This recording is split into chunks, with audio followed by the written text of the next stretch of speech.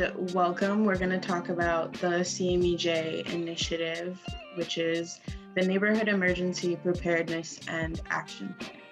What can you do to increase emergency preparedness for yourself, your family, and your neighborhood?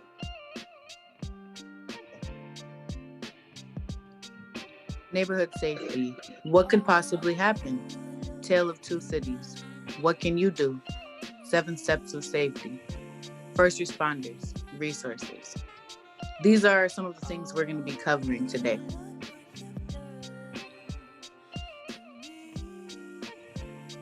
The team. CMEJ stands for Community Members for Environmental Justice. The team is made up of community members like you and me who are working to grow and support our neighbors. The goal of this initiative is to get our families and neighbors to start thinking about and participating in emergency preparedness practices. Well, what could possibly happen, you may ask? Well, were you in Minnesota on May 22nd, 2011? May 22nd, 2011 produced deadly tornadoes across the country, from the depths of Tornado Alley up through Minnesota, where a large twister spun through North Minneapolis, leaving hundreds of home damages and 1 person dead.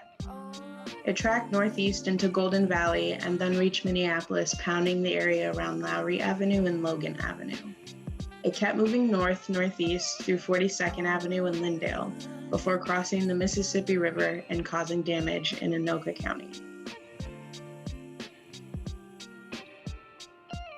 A tale of two cities.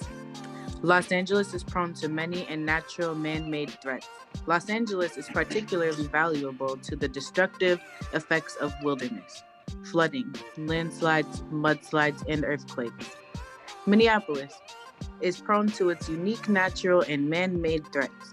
Minneapolis is particularly vulnerable to extreme weather conditions like tornadoes, flooding, and Minnesota nice racism.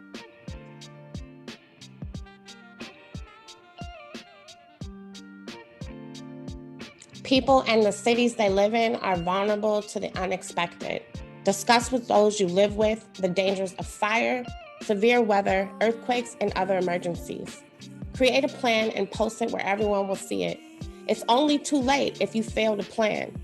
Ask local leaders and elected officials to join in these conversations. What can you expect from them?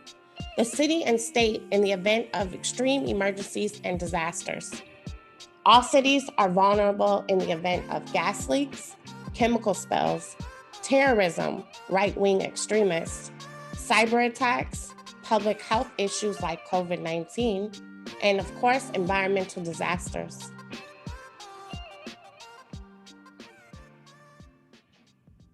What can I do? 1, prepare. 2, organize. 3, practice. 4, connect. 5, communicate. And 6, train. There are also 7 specific steps that you can take to safety. 1, find out what disasters could occur in your city and state. 2, create, practice, and maintain your family disaster plan. 3, plan for family members with special needs and for your pets. 4, pick an out-of-state contact for the family member to call if separated by a disaster. Do a home hazard hunt, check for anything that can move, fall, break, or cause fire. Prepare a disaster supply kit or an emergency backpack, and prepare an emergency kit for your vehicle. And don't forget to continuously practice drills so that you can get out safely. First responders may be overwhelmed during an emergency, and our communities know too well how first responders don't ever show up at all, or they make things worse when they come. They may not get to you in time. My mothers and fathers are first responders. Create a family plan for emergencies that address the specific needs of your family. Example, make sure Big Mama has extra medication, glasses, and dentures. Include your pets in your plans.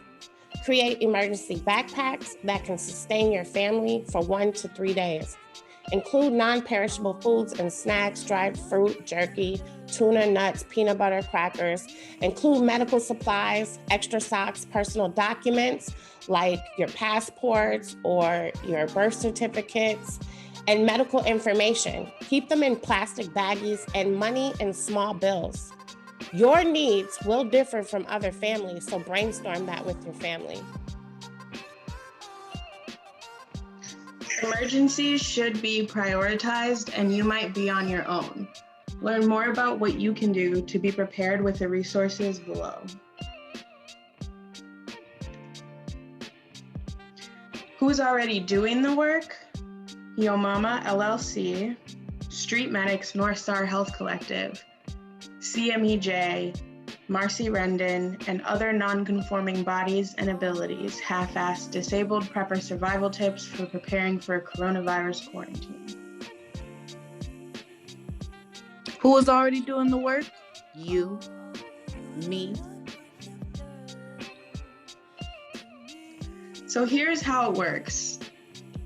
We'll be going door to door to share this initiative with North Minneapolis residents. The things you will need are a script. You're not required to say the script word for word. It's for support and explaining the initiative. Number 2 is a survey, and number 3 is a flyer.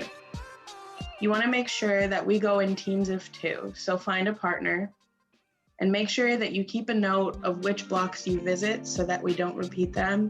If no one's home, you can leave it in the door, but don't put anything in a mailbox ever, because it is a crime. Where we are going. Every other Saturday, we will arrive at 1108 West Broadway Avenue North at 2 p.m. You will receive instructions from CMEJ leaders and members about what to do and where to go. Are you ready?